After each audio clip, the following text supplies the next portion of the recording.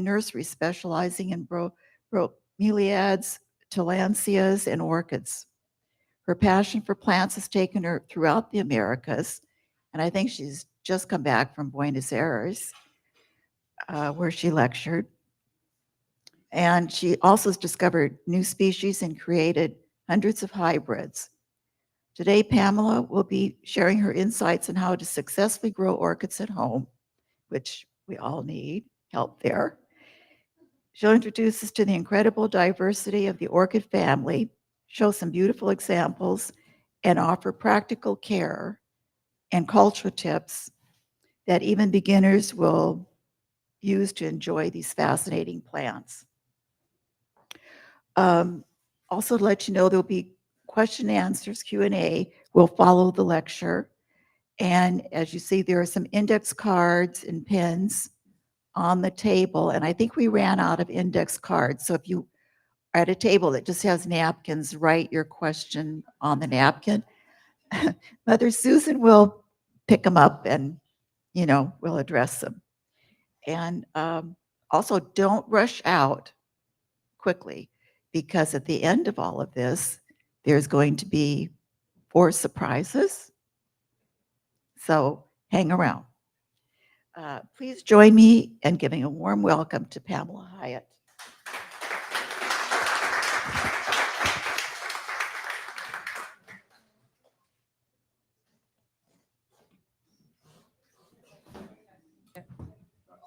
We have to turn it on? Okay.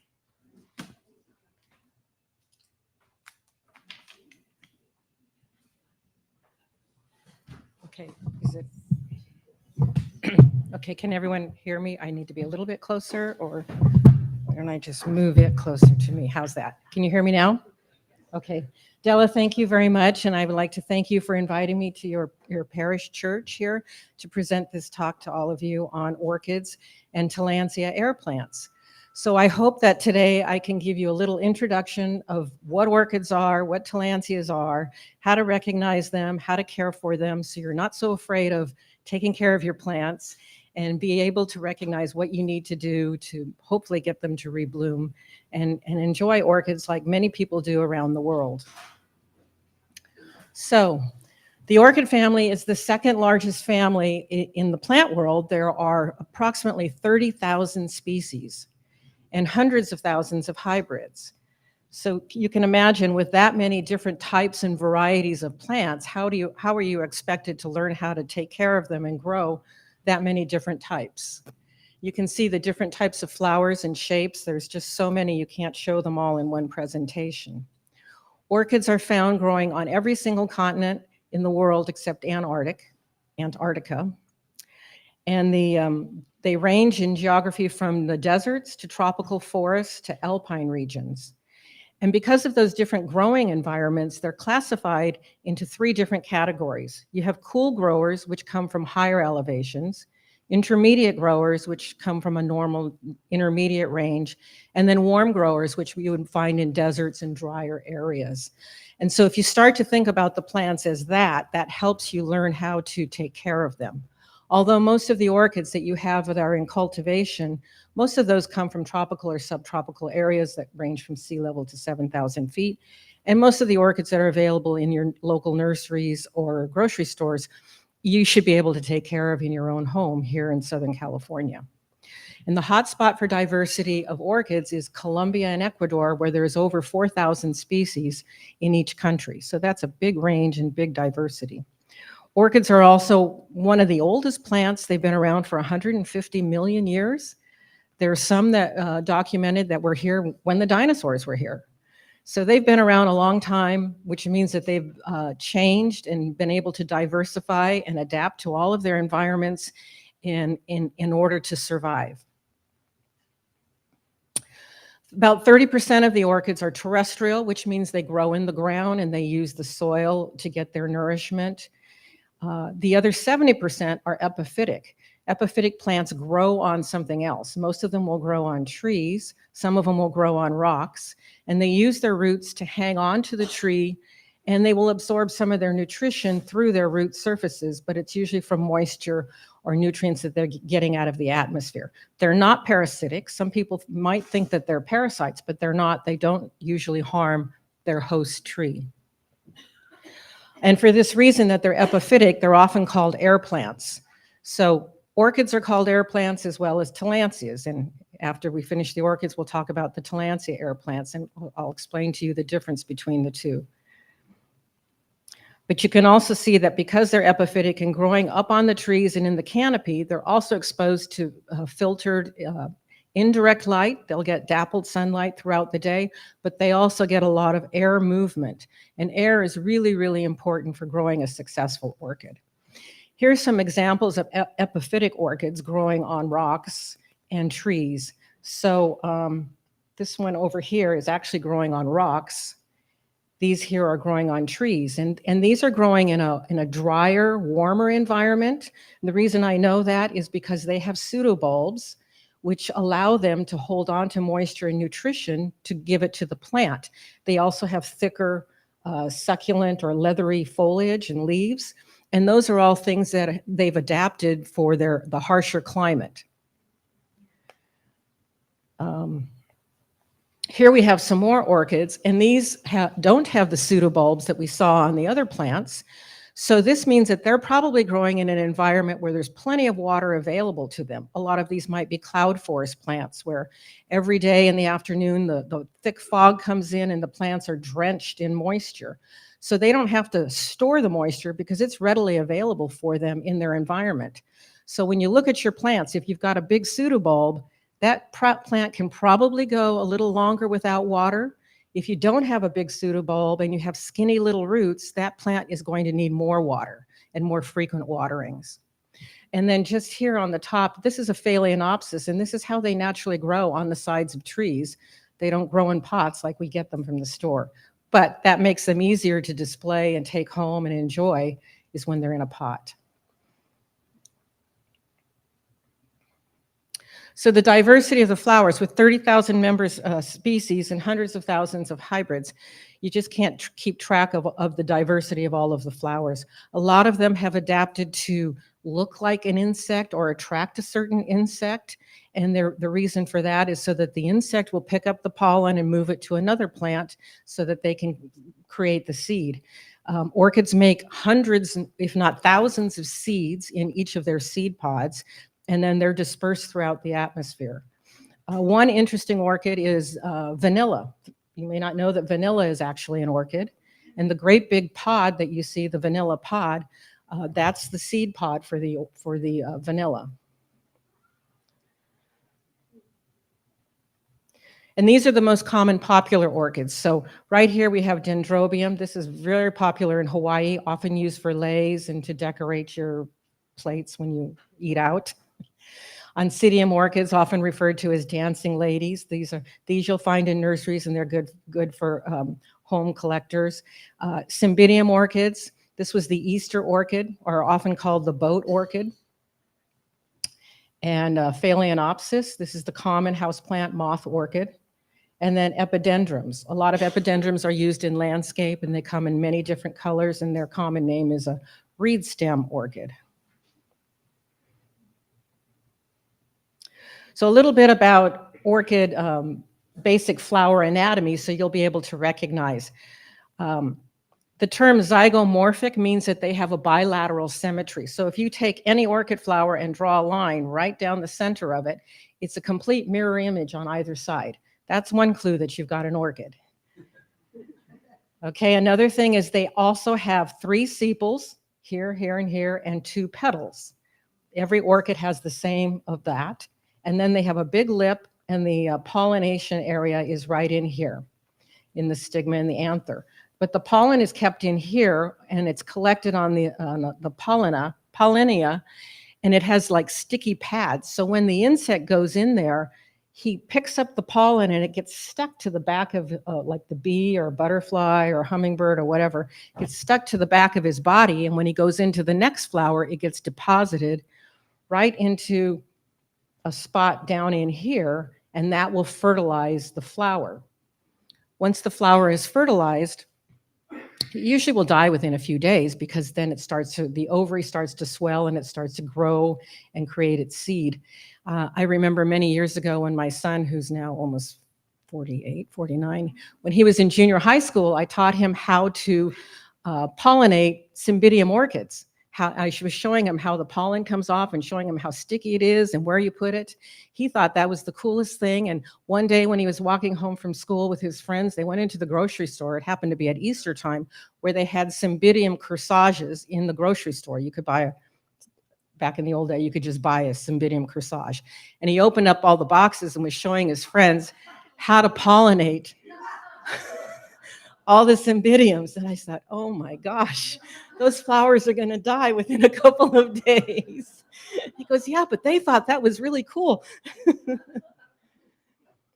So there's two types of growth habits for orchids, sympodial and monopodial. Let's look at the monopodials. And this is the growth habit of your Phalaenopsis. They have a single stem. All the new leaves emerge out of the top.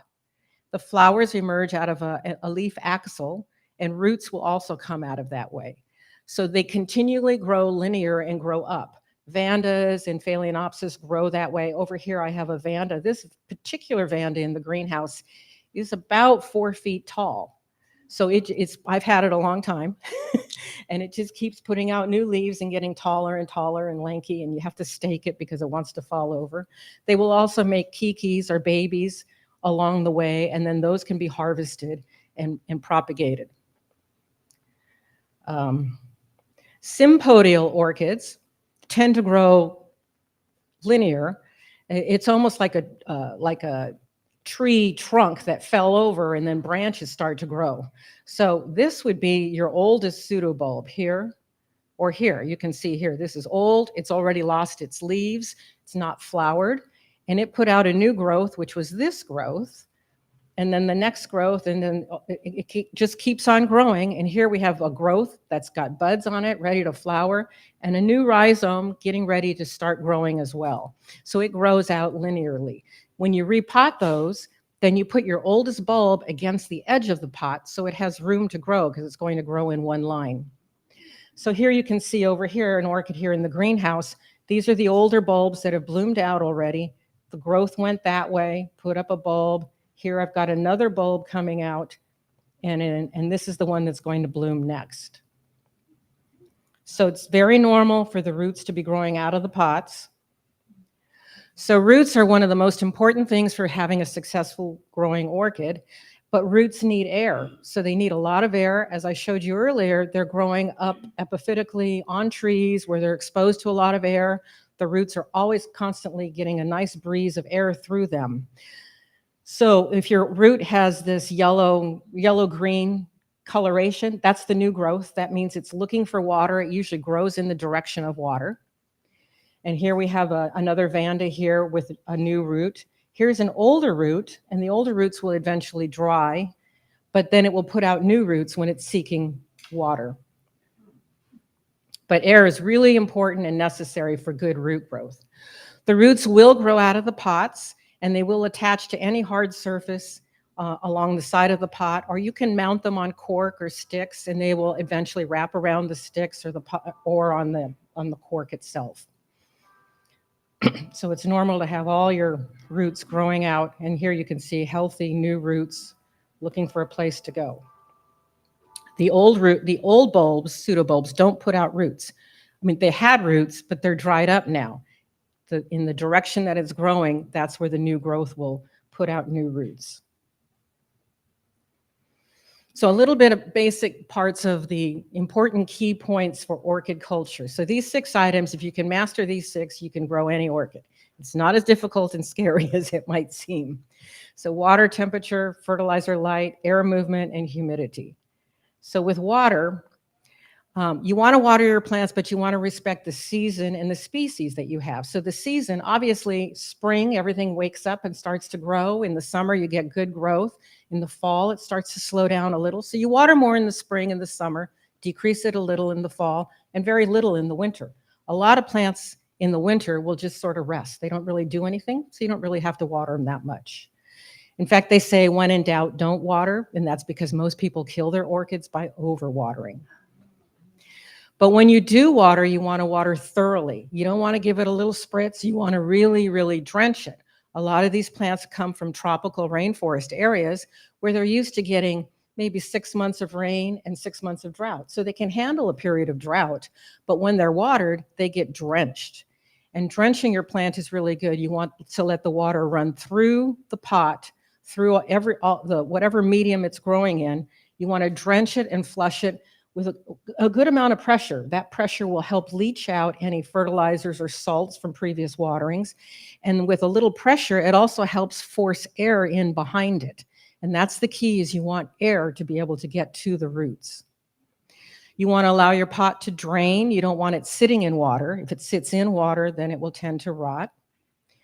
And how do you judge when it's time to water? In everybody's home or environment, it's going to be a little bit different. So you can usually judge by the weight of the plant. So once you take it home and you water it really good, just pick it up and feel how heavy it is. When it starts to lose its moisture content, it will be much lighter, and you'll notice a difference. If it's got bark or moss in it, you can touch that, and if that starts to feel dry, then you know it may be time to water it as well. Plants that are in bark can be watered as often as once a week. Plants that are in moss, maybe every 2 to 3 weeks. And then again, also, if it's in your house, you have to respect, are you running the air conditioner all summer? Are you running the heat? Those things will help dry out the air and also take moisture out of your plant. So those will also play a point in determining when to water. And if you do have pseudobulbs, like I showed you earlier, the sympodial growth that grows laterally, those plants with pseudobulbs, if they're full and hydrated, they're holding more water. When they start to get shriveled up, then they're losing their water. And those plants can be watered a little less frequently. If you don't have pseudobulbs, you have skinny, thin leaves and skinny roots, that's going to require needing more water more frequently. So even without knowing the species, just looking at the plant type, you can kind of figure out how often you should water it. Here's some examples of healthy hydrated plants. You have crisp green leaves, shiny, healthy, active roots. And once it comes into bloom, you get a nice, colorful, upright flowers. So basic light. All orchids require light, a bright indirect light. And like I showed you, up in the canopy, on the trees, in rocks, they're getting quite a bit of sunlight, whether or not you realize it. Typically, light green leaves are better than dark green leaves, because if the leaves are just slightly yellow-green, that means they're getting sufficient light. Without sufficient light, they're not going to bloom. People will often tell me, I've had this cymbidium, I bought it in bloom, and now it's not blooming. Well, what color are the leaves? Well, they're pretty dark. Where are you growing it? I'm growing it in the shade. Well, you need to move that into more light. It needs to be moved into more light, because light is a trigger for blooming. Not direct sunlight. Too much sun can also sunburn. You'll get sunburn spots. But here on the left, you see how the plant is slightly yellow-green, but it's in bloom. Over here, it's a little floppy and kind of dark green. It's going to take a lot longer to get that plant to bloom.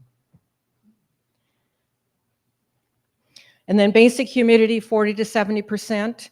Along the coast, our humidity is pretty good for growing outside. Inside your house, you have to do some modifications, again, because you're running the air conditioner or you're running the heat, and those are things that will dry out the humidity around the plant. So to increase the humidity, a simple way is you can take like a pie tin or a flat plate and put little pebbles on it, and then fill that with water, and then set the pot on top of the pebbles. The water will then rise up and create natural humidity around the plant without the plant actually sitting in water and rotting. And so the plants will like something like that. Again, good airflow. I mentioned earlier, airflow is really, really important, not only for good root growth, but also for preventing pests. I talked earlier about the 3 types of plants, depending on where they're growing and where they're found in habitat. They're split into cool, intermediate, and warm. Most of what you're going to be growing in our area will fit the intermediate. So you can see the temperatures are perfect. This is kind of what we have in our environment. So for most intermediate plants, you should be able to grow them here in San Diego. Fertilize. You don't have to fertilize, but orchids grow really slow. They're going to grow better if you do fertilize, and they're going to bloom better if you do fertilize. You can use any type of orchid food that's out there in your Home Depots or wherever. And the best recommendation is to do it weekly, but do it real weak. So you can use a balanced fertilizer, 20-10-20, 20-10-20-20, at 1/4 to 1/2 the recommended strength that's on the bag. So you want a weak dose and do it weekly. And then adjust by season. You don't need to fertilize in the winter because they're not growing. So you want to start fertilizing in spring when the plants wake up and are starting to grow. You may want to increase the strength during the summer when they're really growing, and then decrease the strength late summer, early fall, and then stop fertilizing. Again, you don't have to fertilize. They'll just grow a lot faster and better if you do. And then your potting media. What do you grow them in? I brought two that I will discuss what they're growing in at the end. But there's different medias that you can get. Lava rock is a good one, especially if you like to water a lot, because it creates lots of airspace amongst the roots. You can pour a ton of water in it, probably every day, and you won't over wet your plant. Fir bark is a good one. With fir bark, you'll probably want to rewater once every 7 to 10 days, and then some of these other components. But the key is to not have a dense mix that the roots are in, because if it's too dense, stays too wet, then the roots will rot. You really want something that will allow for air movement to get through the pot. And then you want to repot them about at least every 2 years. So because the mixture that they're growing in will start to accumulate salts from the fertilizer and salts from our tap water, and those things will accumulate, and those can also burn the roots. A good way to prevent that is maybe once a month or once every 6 weeks, just really, really drench the pot with something like reverse osmosis water or some kind of pure water, and that will help pull out the salts that have accumulated in there, and the roots will be much, much happier. Okay, the most common pests for orchids are mealybug and scale. I'm sure many of you have seen those. They will happen and develop, especially if your collection is crowded together and you don't have enough air movement. The easy way to get rid of mealybug is you can just spray them with a hose with a lot of high pressure and just blow them away, and then give your plant more air, and hopefully they won't start accumulating in there. A safe way is you can use a horticultural oil to spray the scales. And the spider mites over here, I don't know if you can see in this image, but there's webbing here, and that's usually the telltale that you've got spider mites, because spider mites are so tiny that you can almost not see them. But if you see a bunch of webbing, you probably have spider mites. Spider mites often come around when the plants are a little bit too dry, your environment's too dry. So adding a little more moisture will help prevent spider mites. So how do you get them to rebloom? The key is a correct amount of light. Light is really, really important for plants to bloom. Fertilizing, especially during the growing season, will really help. The plants will perk up. And then oftentimes the plants need a cue from the environment, because these are plants that grow in nature, and so they listen to the environment. They know when the seasons are shorter, and so shorter daylight hours will trigger them to say, oh, I need to start sending out a flower and blooming. And another cue would be cooler nighttime temperatures. So if your plants are in your house all the time, the temperature's the same all the time. You may want to rotate the plants outside. I always tell people it's always best to give your plants a vacation and let them sit outside for a month or 6 weeks. And so have a couple of plants so you can rotate them so they can get used to the normal environment that's around them. And lastly, I'd like to say the biggest place that you can visit is the American Orchid Society at the AOS.org. They have a fabulous website with, let's see, I don't know if this will work. I don't know if there's a web here. They have plenty of orchid basic care sheets, hundreds of webinars on how to grow orchids. So you can certainly learn a lot by visiting the AOS website. You don't even have to be a member. Okay, let's try this again.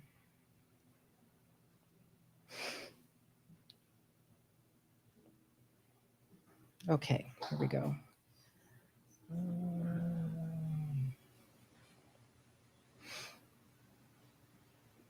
Okay, so now I'm going to talk a little bit about tillandsias. Tillandsias are also considered air plants. In fact, that's really the most popular term when someone mentions air plant, they're really referring to tillandsias. But the term air plant was originally used by a botanist way back in the late 1800s exploring Guatemala, and he said, wow, all of these orchids, they're just like air plants. And that was the first time I came across reading that term. But now today it's mainly used for tillandsias. So what are tillandsias? Tillandsias are members of the Bromeliad family. Bromeliad family is the same family as the pineapple. So you all know what that is. It's the only one that we eat. And Tillandsia is a genus within the family. The Tillandsias are only indigenous to the New World. So there's about a dozen species in the southern part of the United States, Florida, Georgia, Texas, but most of them are found in Mexico, Central South America, and a few species in the Caribbean. So they're New World plants, and they're only 65 million years old. So they are actually the newest plant species. So I said orchids were 150 million, and orchids were around with dinosaurs and cycads. Well, tillandsia started appearing 65 million years ago. So they are the most evolved and the newest on the whole plant spectrum. They're very different in size and shape. They range from a half-inch size to several feet. But the nice thing about them are their blooms are very colorful and they're longer lived than orchids. A lot of orchid flowers don't last that long. Some tillandsia blooms can last 8, 10, 12 months in bloom. So the highest area of diversity is in the Andes, along the Ecuador, Peru, and in the eastern part of Brazil. So the majority of tillandsias are epiphytes. They're the ones that grow in the trees. There's only about 2 to 3% that are actually terrestrial. There's about 800 species, which is not that many compared to 30,000 orchid species. And there are hundreds of hybrids. The majority are epiphytic, and they range anywhere from sea level to 8,000 foot elevation. I've seen some tillandsia species growing on pine trees at 8,000 foot elevation with snow in them, so some of them can tolerate lower temperatures. Here's an example of how they grow, but they grow densely on their trees, the masses. Some will grow on rocks. In fact, this particular one here, this is one of the plants that I found in the early 80s. And in 1985, it was published as a new species, and it was named after me. This is Tillandsia Pamela. So I was thinking earlier that, gee, there's only 800 species of tillandsias, and I have found about a dozen of them, so that's not too bad. Some species grow on the ground. They're not really terrestrial. This is in western Peru, where the whole west coast of Peru, north of Lima up to Chiclayo, there is a real wide belt of desert sand. This area gets almost no water for 10 months out of the year, and then it'll get a little bit of water. These plants lay on the sand, and they have a creeping habit where they will bloom and then put out an inflorescence on the bloom and then a new plant, and they grow towards the Pacific Ocean, and then they can gather their moisture out of the atmosphere from the ocean. They're not actually rooted in the sand, though. They're just sitting there on top of it. And these are all mounds of the same plants here, and as far as you can see, all along these major sand dunes. So they have a very unusual growth habit. So tillandsias have something that orchids don't have, and it's called trichomes. Trichomes is an adaptation that tillandsias have developed in order for them to gather more moisture out of their atmosphere. So if you can see here, this is a Tillandsia tectorum, and the tectorum species have the longest trichomes on their leaves. It looks like there's little hairs on the sides of these leaves here. Those are the trichomes. They're little appendages. And what the plant has done is created and developed these appendages to increase its surface area so it can gather more moisture out of the atmosphere. It's quite clever. It also reflects the sunlight. They're white and it will reflect the bright light. So a lot of these grow in areas where the UV light is really bright, and this reflects the light and protects the leaf tissue from burning. So here you can see Tectorum. This is their natural habitat. Here I am sitting on top of a rock here in Ecuador, and in this habitat, it doesn't rain at all.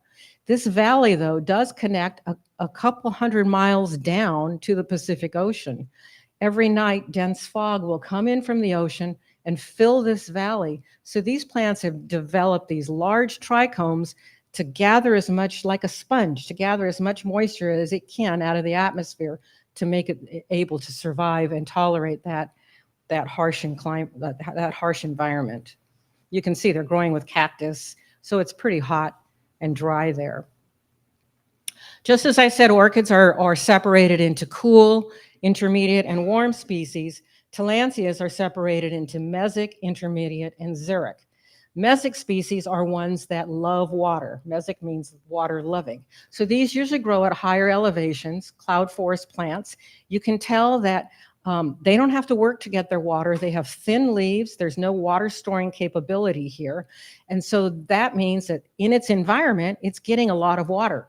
And again, in the cloud forest will be densely covered in fog from late afternoon till early morning hours. These plants will be dripping wet. They don't have to store water because it's readily available for them.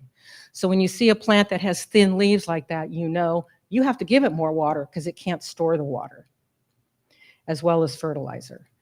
And then intermediate species tend to have more trichomes, not as many as the Tectorums, but the leaves are thicker and leathery, and they have a larger capacity to store water in their leaf tissue, so they don't have to work as hard. These are plants that come from those environments where you get 6 months of rain and 6 months of dry, so they can tolerate 6 months without water, and then when the rains start, they perk up and really start to grow. And then there's the xeric species, which usually grows at lower elevations in really hot, dry areas, and they can tolerate a lot of sun and longer periods without water. So we divide them into those three categories: water-loving, intermediate, and dry. So Tillandsias typically appreciate 2,000 to 5,000 foot candles. That's like filtered shade to medium shade. Ideal temperature is 40 to 90. I did tell you, though, I did see some plants with snow. Some can tolerate above 100, but this is the safe degrees and temperatures. And you can propagate them by offsets. It usually takes 2 to 3 years. Now, one thing, the orchids, especially the monopedial orchids, the Phalaenopsis, they will continue to bloom year after year. The sympodials, the ones that grow the rhizomes, they'll bloom year after year, but it's often new growth. With the Tillandsias, it's the same thing. The plant will bloom once in its life, and then it makes a baby, and the baby will grow to maturity within 2 to 3 years, and that will bloom. And then it will make babies. So the original plant eventually will die, but I say it doesn't die until it becomes a great-grandmother. And by then, you have established a clump about this size. So to grow your Tillandsias successfully, airflow is really extremely important. You can't give them too much air. If you think about them growing on rock walls, mountains, in the Andes, there's plenty of air. If you ever go there, there's plenty of air movement, lots of air. In the canopies, in the trees, lots of air movement. That's really a key that's really important. The mesic species, the ones that are at higher elevations in the cloud forest, they really want pure, good water because cloud forest water is pure. There's hardly any salts in it. Our tap water here in Southern California, we monitor it at the nursery, and it's not that bad right now. In fact, it's actually better than it's been in years. It's at 475 parts per million of total salts. It has been as high as 800 parts per million, which is really bad. At the nursery, we have a reverse osmosis unit, which will give us pure water. But because we're creating water and wasting some water, we monitor the tap water so we can adjust and sometimes just use tap water when it's clean enough. When you water them, you want to water them well. One of the things that is misrepresented about air plants is that you just need to lightly mist them.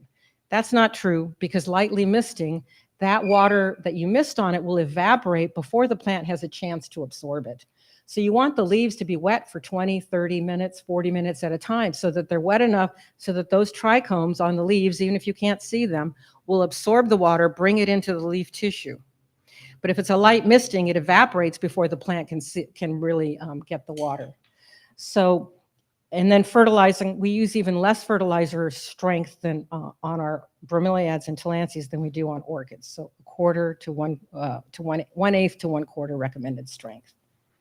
Again, you don't have to fertilize, but everything will grow a little bit better if you do fertilize. It's kind of like us. We grow better if we eat well and eat nutritious food. They tend to like to clump and hang. So how do you display them? You can hang them and just let them continue to grow and clump out. And then just spray them with water. You can put them on your trees as decorations, and they will make pups and grow around the branches and treat you to blooms every year. I have a friend who makes these wall frames and uses these in his garden and puts tons of different tillandsias on them, which is kind of nice. You just spray it with the hose. It gives it plenty of water, and it's a real attractive, easy way to take care of them. And you can make smaller frames in any size or shape that you want and be creative with that. You can use chicken wire and wood and just create a wood frame and put your plants on those. So the Bromeliad Society International is a great source for information, just like I had mentioned that the American Orchid Society. The BSI.org as well has cultural information, so you should go to their website.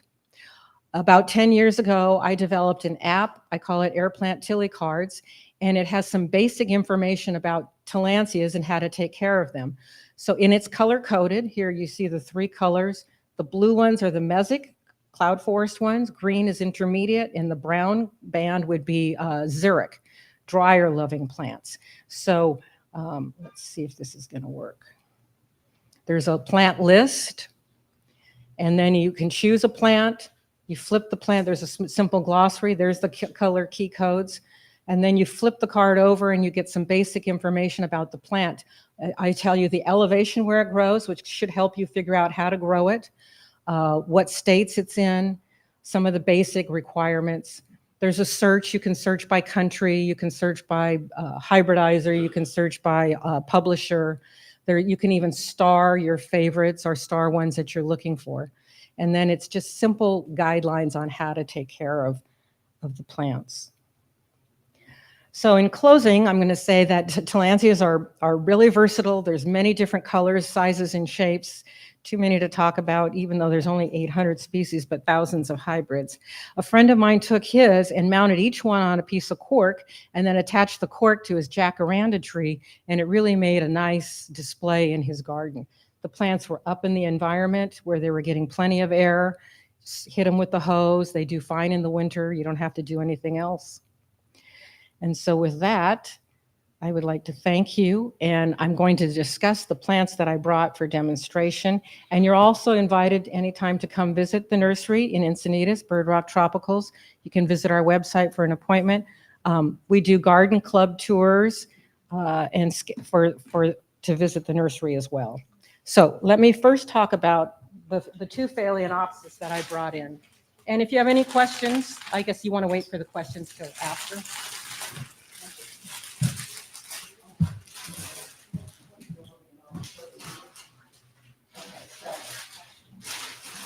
I used to grow a lot of Phalaenopsis. I no longer grow Phalaenopsis. I stopped growing Phalaenopsis about 25 years ago when they allowed imports from China to come in. And at that time, you would get a plant fully leafed out in bud with a stem this high for $2. So I can no longer grow them in the nursery and be profitable. So this is what you have available in your local nurseries. So I went out to see what is available, and this one is from Home Depot, and this is from Gelson's. And actually, this is a really nice one. But let me show you how they do this. These, again, monopodial Phalaenopsis. They're a little greener than they should be, but they just came out of the nursery where they overfeed them, so everything is green. They also grow these in these clear pots, so you can see and monitor the roots. So this one is growing in straight bark, and I watered it thoroughly yesterday, so you shouldn't have to water it again for another 2 weeks. But you can tell it's got weight to it. But with the bark, that allows the air to come through, but you don't want to keep it wet.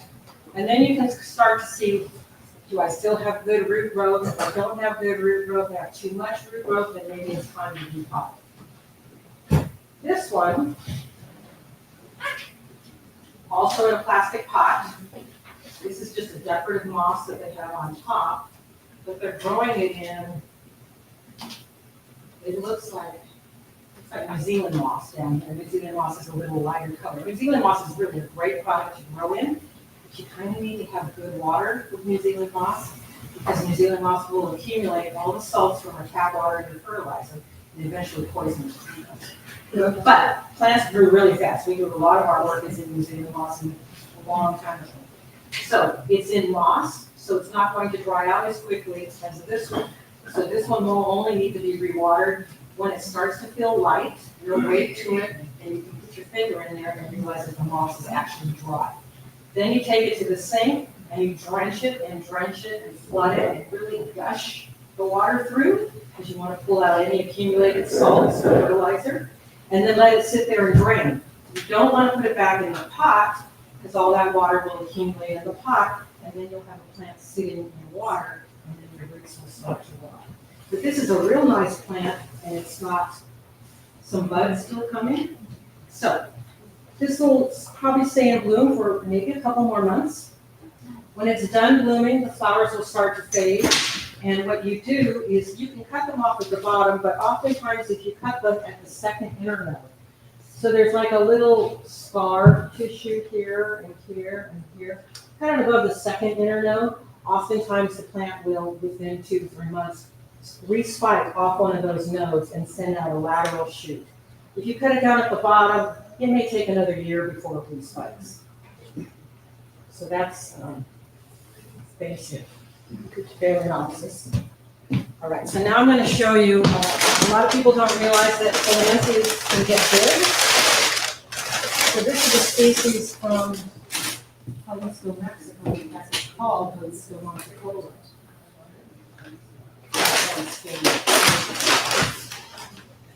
So, Tillandsia Jalisco monticola. It's found in the state of Jalisco, west coast of Mexico. This is the inflorescence. From the time the spike starts to come up till it's completely done is about 8 months. It will hold color for another 8 months. So it stays in bloom for a long time. You can really appreciate it as opposed to your orchids, which go out of bloom more frequently. It's going to make babies at the base. And those babies, when they get to be half size of the mother, you can cut those off and propagate from that. Usually the babies, when you cut them off and replant them, they'll grow to maturity and rebloom within 2 to 3 years. If you're growing from seed, which I grew a lot of plants from seed, you have to hand pollinate the plant, and it can take up to 2 years for the seed to be ready to harvest. See, if you're making a hybrid, you've got to remember what you put on there because it's a lot. Then you plant the seed and spread it out, and then that can take anywhere from 8 to 20 years for the plant to bloom. So it's a long process. Okay, so there's 3 plants. And then I did bring a sample of smaller tillandsias, just mainly to show you the diversity of shapes and sizes. So this is a Tillandsia streptophylla. I had shown you a picture of it in blue, but it's got this nice ball shape. And you can see it does have some trichomes on it. It's a thicker leaf, so it's going to hold more water. This is actually a hybrid with this as one of the parents. So you can see where it got the curly stuff from. It's called Curly Slim. And here we have 2 interesting plants. Both of these are pretty green and blah looking until they come into bloom. Then they turn this bright red color and they'll put out purple flowers. And that will last for 6 to 8 weeks. And then again, it's going to make puffs at the base, and then you can regrow it from that. This one's in spike, and it has purple flowers which will be fragrant. This is a xeric one, Xerographica. I'm sure you're familiar with that.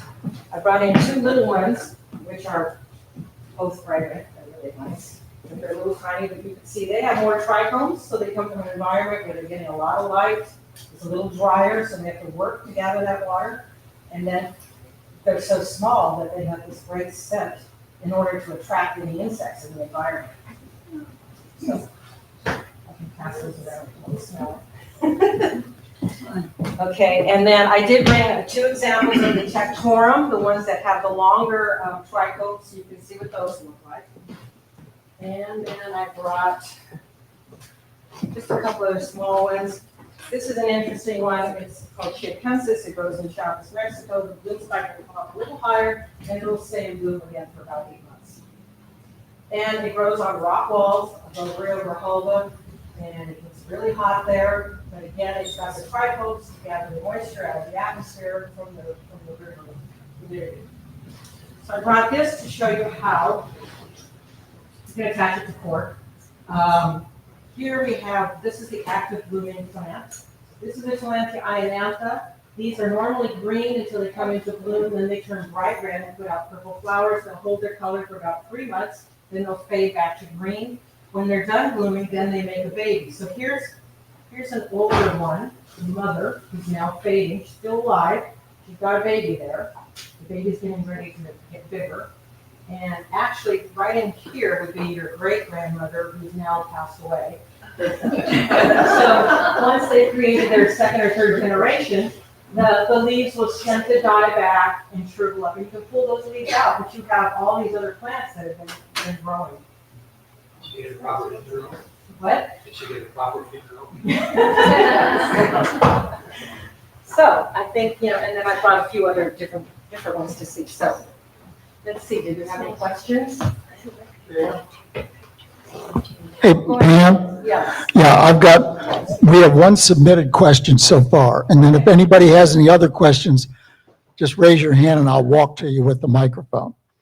But the submitted question was, I raised cymbidiums, and I have noticed they seem to bloom later in the year than they used to. What might this be due to? This is climate change. This is probably a result of climate change. And also, we had a pretty mild summer this year, but I've noticed that in habitat, I do a lot of field work, and plants in habitat are blooming later than they used to. So I've noticed 2 things in habitat. Number 1, the blooming cycles are off. So with the Tillandsias, they grow on the trees. You might have 4 or 5 different varieties within a certain couple 100 feet elevation. And typically, 30 years ago, when I first started, or 40 years ago, you would see 1 species in bloom. And then now I will see 2 or 3 different species in bloom because of the difference of climate. Their blooming cycles are off.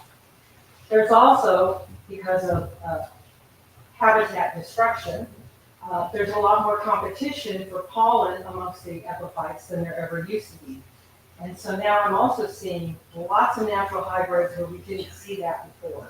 So with the blooming cycles off and the pollinators all starving for pollen, they're pollinating everything, and we're seeing a lot of natural hybrids in habitat.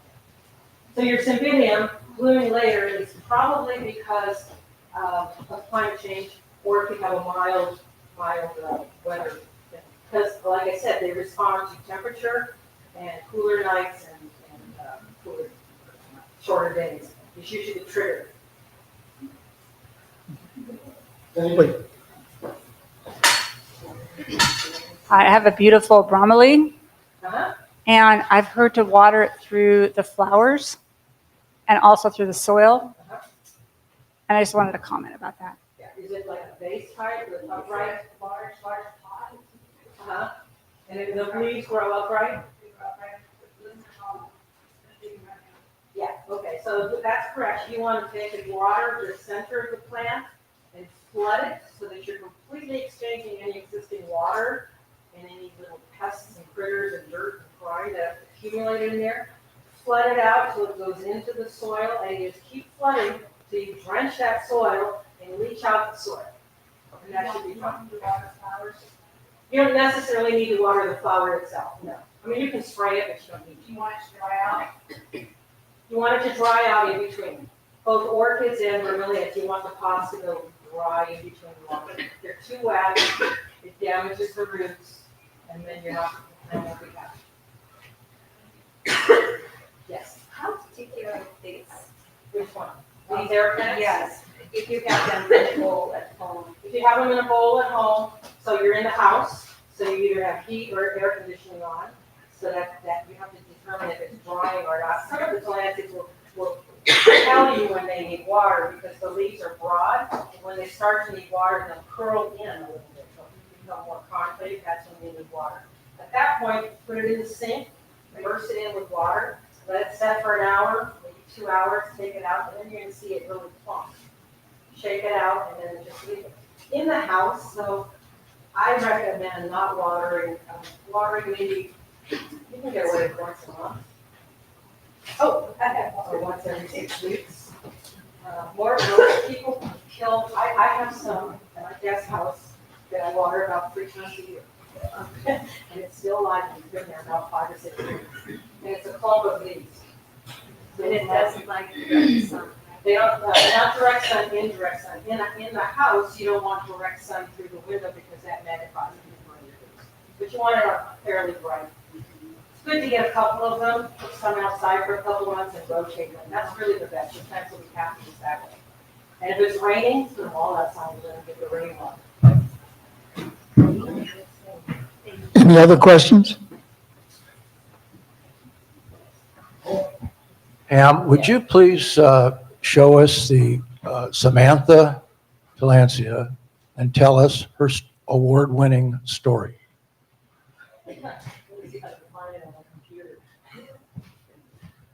Let's see, there is one hybrid I made. Let's see.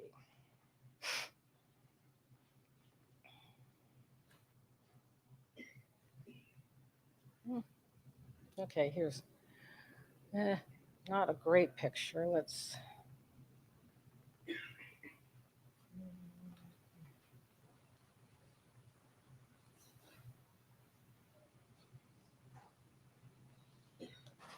All right, so that's not a great picture, but this is one of the hybrids that I made. It's a cross of 2 different plants from 2 different areas of Oaxaca. I created the plant, and in 2013, I had the Grex in bloom. A Grex is all the seedlings from the cross, and they were on a bench. And most of them look like this, not all of them. Some were a little wonky, some were straighter and better. And there was a Belgium grower who would come to visit me all the time because he knew I did hybridizing. And he asked me if he could take one back to Belgium and try it in tissue culture. This was new because they had never tried Tillandsias in tissue culture because everyone always thought of Tillandsias as air plants. And actually at that time, I was really one of the first people to really start growing Tillandsias in pots, just like I do with this Jalisca monticola. The reason I started growing in pots is because I would observe that the plants are on these trees, the seed's been sitting there for about 20 years, and during that 20 years, there's a lot of debris and mulch and dirt that is accumulated at the base of the plant that the roots are growing in. It's kind of like growing in its own pot. So when I started growing a lot of these bigger plants, I put them in the pots, and we use a mix of peat moss and bark to allow for drainage and yet maintain some moisture. So anyways, he was looking at the Grex. He says, can I take a couple back to Belgium and try them in tissue culture? At that time, they're only tissue culturing Acmeas, Guzmanias, the colorful bromeliads you see in all the grocery stores. Those were in mass production. So he took it back, and then that was in 2003. He got it into culture, and then in 2010, he started releasing it to nurseries in Europe as trials of, sorry about that, for growers to test. And then in 2012, it was entered at the Chelsea Flower Show, and it made the top 10 plants of the show. And so the queen actually walked by my plant. And then in 2013, one of the bigger growers that was producing my plant was entered it in Flora Holland. Flora Holland is the flower auction in Ellesmere in the Netherlands. And they do something called the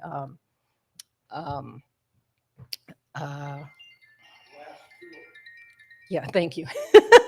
They do a glass tulip award every year in 5 different categories. So my plant was nominated for the category of house plant, and it was a new, unusual, completely different, and it actually won the glass tulip. So that's kind of like winning an Oscar. It's a big deal. And then years later, when I went to visit the grower who had entered it, he had the actual award and certificate, and it, it's for Bird Rock Tropicals because we were the producers, and he gave it to me. So I now have the trophy in my office. So that's that. Thank you.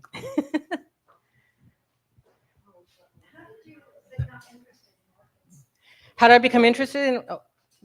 My question was going to be, how did you get started doing this? Okay, very good. Great minds think alike, right?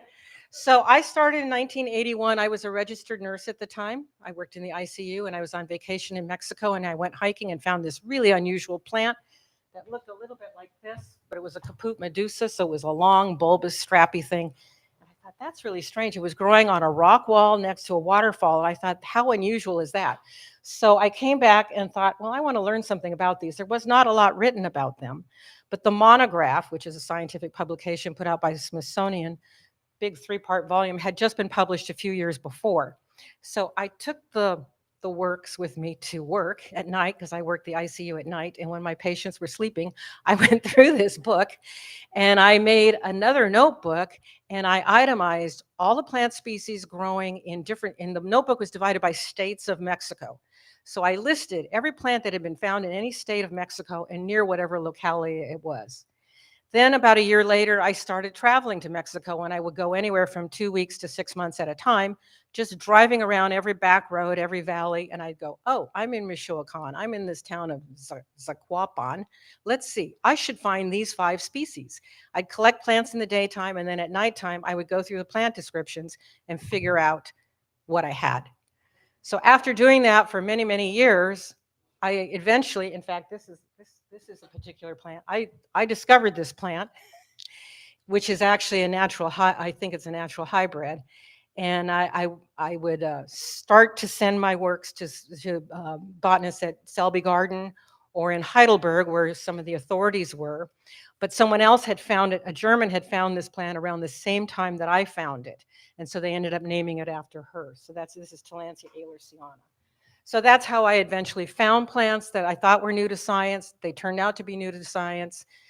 They were published by others. A few of them are published by me. I found some natural hybrids.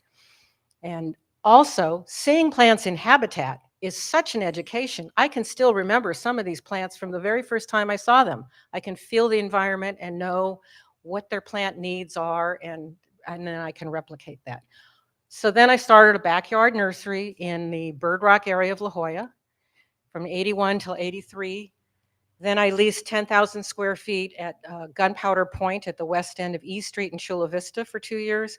Then in 85, I moved up to Carlsbad and leased, I was occupying 2 acres of 7 acres I was leasing, and started growing bromeliads and orchids there.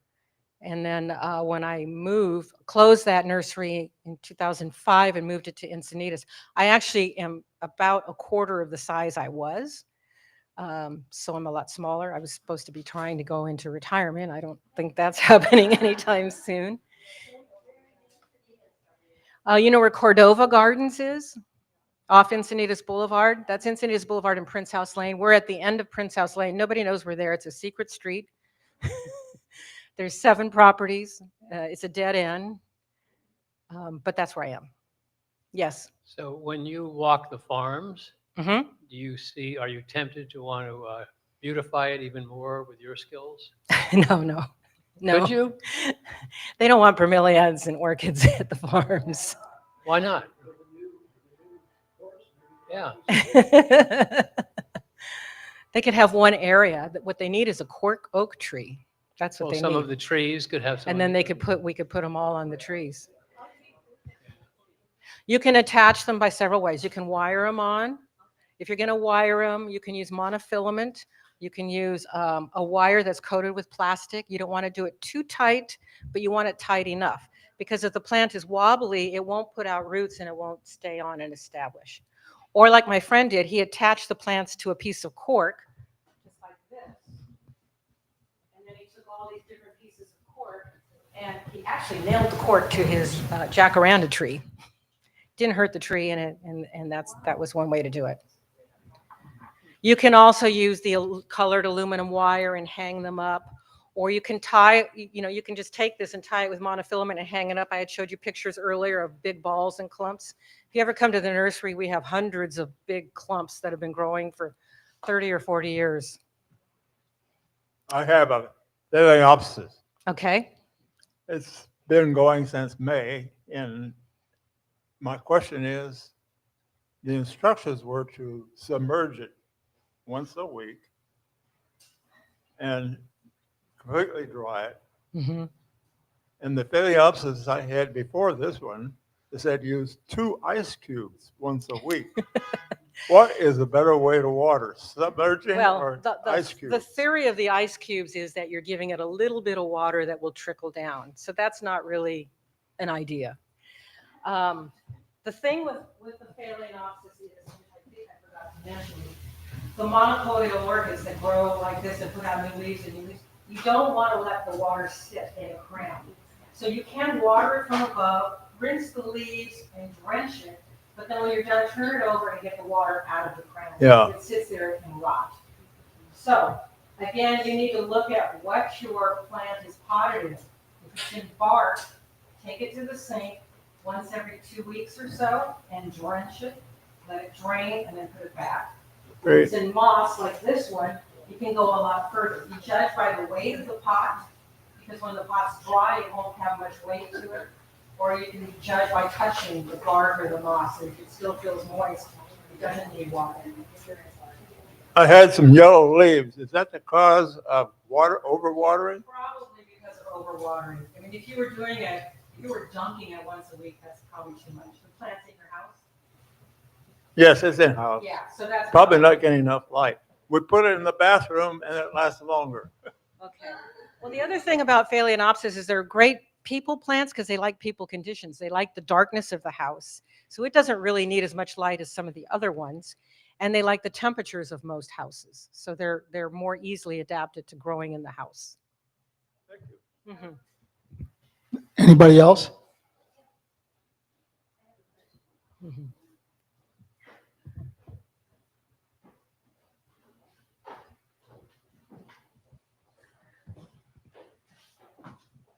Hi.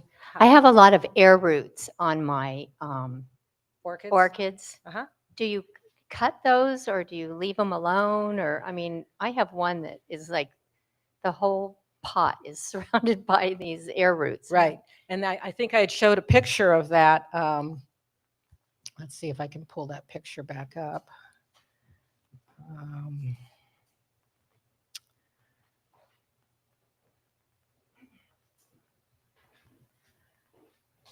Here. So here you can see if it's the laterally growing ones, the sympodials, as opposed to the Phalaenopsis, the ones that grow up and up and up. Is it one of those? Okay, so it's like this one on the right. Yes, and that's normal. You get a lot of roots. The lower, the older part of the plant, which would be the lower leaves, those roots will eventually dry off and die. And as the new growth comes out, it's going to put more roots out. And they will attach to any hard surface like the pot. That's all normal. That's in nature, they would be attached to a tree. So you can grow them on yeah, just leave them alone. Mm-hmm. If you have a bunch of dried ones like these down here at the bottom, those could be snipped off if you wanted to clean it up, you can. But you want to make sure you have enough active growing roots. And that's dependent on water and air. Air is really important, but water is as well, because roots always grow in the direction of moisture. So you can see here, I drench these pots, water falls down below the bench. We have gravel below that bench, so the moisture accumulates. These guys are growing down because they sense the moisture down below. Any other questions?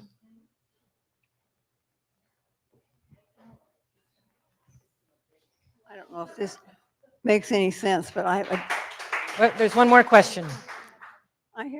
thank you. I have a dear friend who raised orchids and gave me many for gifts. Mhm. And her secret was to put 1 ice cube in each plant once a week. Mhm. And I've had extremely good luck, but I don't know if that's enough water or if that makes sense. Well, that's sort of the weekly thing. Usually, I think you want to be a little more proactive, involved with your plant. You want to see that the roots are growing. You want to feel the plant and make sure it's dry enough to want water. So I don't recommend that. I know a lot of people do recommend that. But if they're growing fine, I don't think it's a problem. They're a lot hardier than we think. They're more adaptable than we think. So the key is just to sort of evaluate the plant. Is it thick? Does it have thick leaves? It can go a little bit longer. Is it got thin roots and thin leaves? It needs more moisture. It probably came from the cloud forest where moisture is more abundant to it. And it's the same with the tillandsias. Anything else? Okay. Thank you. Thank you for inviting me. Thank you again, Diane. Okay. So, yes. We'll get ready for this.